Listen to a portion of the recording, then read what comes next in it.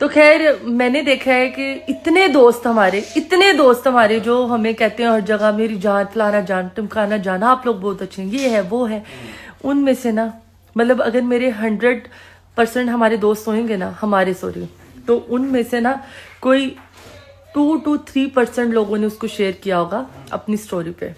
Otherwise बाकी सारे मुनाफिक ऐसे बैठे हुए हैं कि बस वो फ़ोन करके पूछेंगे हाँ भाई किसी भी हेल्प की ज़रूरत हो तो प्लीज़ बताना, और या फिर वो कहेंगे वो बहुत अफसोस हुआ, सब ठीक है। मतलब कि हमारी सोशल मीडिया इतनी कुत्ती चीज़ है ना, इतनी कुत्ती चीज़ है, जब इनको एक दूसरे की ज़रूरत होती है कभी भी किसी को सपोर्ट नहीं करते, बस चस्के लेने के लिए फ़ोन करते हैं, मैसेजेस करते हैं।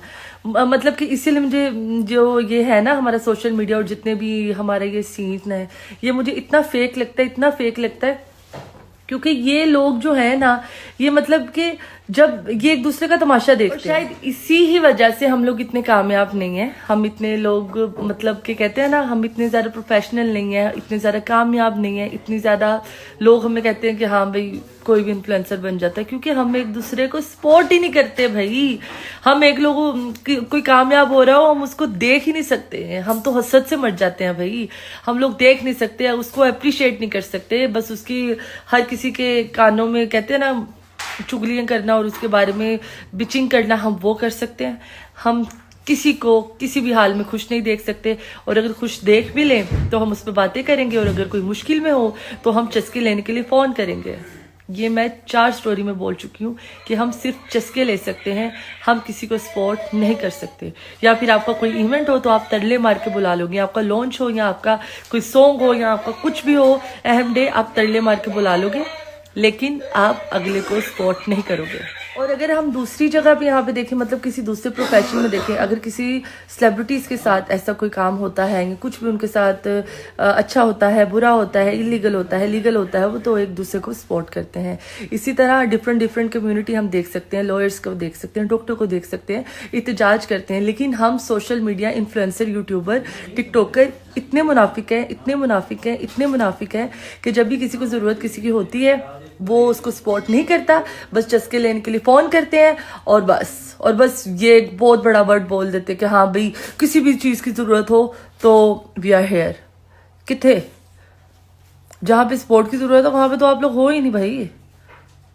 तो ये फ़ोन करके चस्के लेना है तो भाई मैं आपको स्टोरी बना के वैसे ही बता दिया करूँगी कि हाँ भाई ये हुआ है, मुझे झूठ बोलने की ज़रूरत नहीं है, तो आप फ़ोन ना करें और ना हाल चाल पूछें। एंड आई स्वेयर ये किसी एक बंदे को मैं टारगेट नहीं कर रही, ये मैं हर बंदे का हाल बता रही हूँ, ये मेरा हाल नहीं है। मुझे पता है, मैंने जब जैक का टायर खोला था ना, क्यों मैंने बंद किया, क्यों भाई अपनों की सपोर्ट ही नहीं थी, ठीक है, और मेरे पास टाइम नहीं था, मेरी गलती थी, और मतलब मेरी ये गलती थी कि मैंने उन लोगों पे एतबार किया जो मेरे अपने है ही नहीं थे, और उसके बाद तरले मार ड्रेसेस लिए शाउट आउट नहीं दिया। It's okay, I have no issue. लेकिन इन चीज़ों से ये पता चलता है कि कोई आपका सगा नहीं है, ठीक है। मेरी अम्मी मुझे कहती होती हैं कि आप किसी की खुशी में ना जाओ, आप उसके गम में ज़रूर उसके पास हाजिर हो। जो बंदा आपके गम में, आपके दुख में, आपकी परेशानी में आपके साथ नहीं है, वो आपका सगा नहीं है। वो आपका क्या, उसके माँ बाप का भी सगा नहीं है, वो किसी का सगा नहीं है। तो बी हैप्पी, ऐसे लोगों से दूर रहें, खुश रहें, कामयाब रहेंगे। जुल्कर नैन को जब से अरेस्ट कर लिया था उसके बाद से कमल आफ्ताब देव बहुत ज़्यादा डिसहार्ट हो गई थी। उन्होंने जिनका सोचा था कि उनकी जो वो हेल्प कराएंगे, किसी ने भी उनको नहीं पूछा, ना जुल्कर नैन को किसी ने पूछा, उसकी खैरियत दी, बल्कि मजाक और मस्तियाँ करने के लिए सब फ़ोन करते रहे अपने नंबर बढ़ाने के लिए। हमें ज़रूरत थी तो कोई भी नहीं आया, सब दूर बैठे रहे और फ़ोन करके बस खैरियत लेते रहे कि किसी काम की ज़रूरत हो तो बता देना।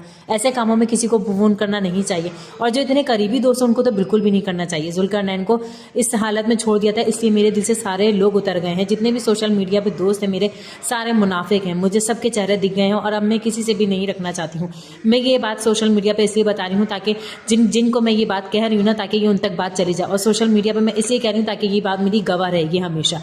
मैं इन लोगों से अब दोस्ती नहीं रखूंगी, क्योंकि जब मेरे शौहर पे वक्त आया तो इन लोगों ने मेरे शौहर को नहीं पूछा। जुल्करनैन जबकि इतने अच्छे इखलाक के हैं, हर किसी के साथ अच्छे तरीके से रहते हैं, किसी का कोई मसला हो तो फौरन आगे आ जाते हैं, लेकिन उनके बारे में कोई भी आगे नहीं आया। जब कोई जुल्करनैन जैसे बंदे का नहीं हो सका तो वो हमारा क्या हो सकेगा। मैंने तो हिसाब लगा लिया है।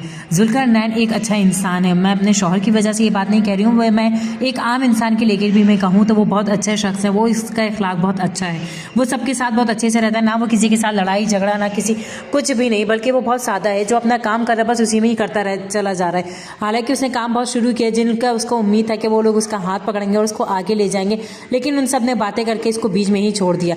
ऐसे शख्स को छोड़ना बीच में और उसका काम ना करना, ना उसका साथ देना, मैं ऐसे लोगों से बिल्कुल भी नहीं पूछूंगी और ना मैं उनसे अब दोस्ती रखूंगी, ना किसी चीज़ का ताल्लुक रखूंगी।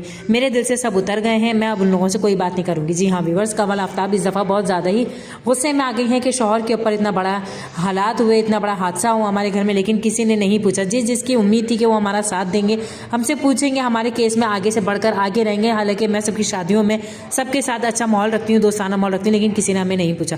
आपको जुल्करनैन कैसे लगते हैं कमेंट बॉक्स में लाजिम बताएगा। चैनल में नए तो चैनल को लाइक शेयर सब्सक्राइब कीजिएगा।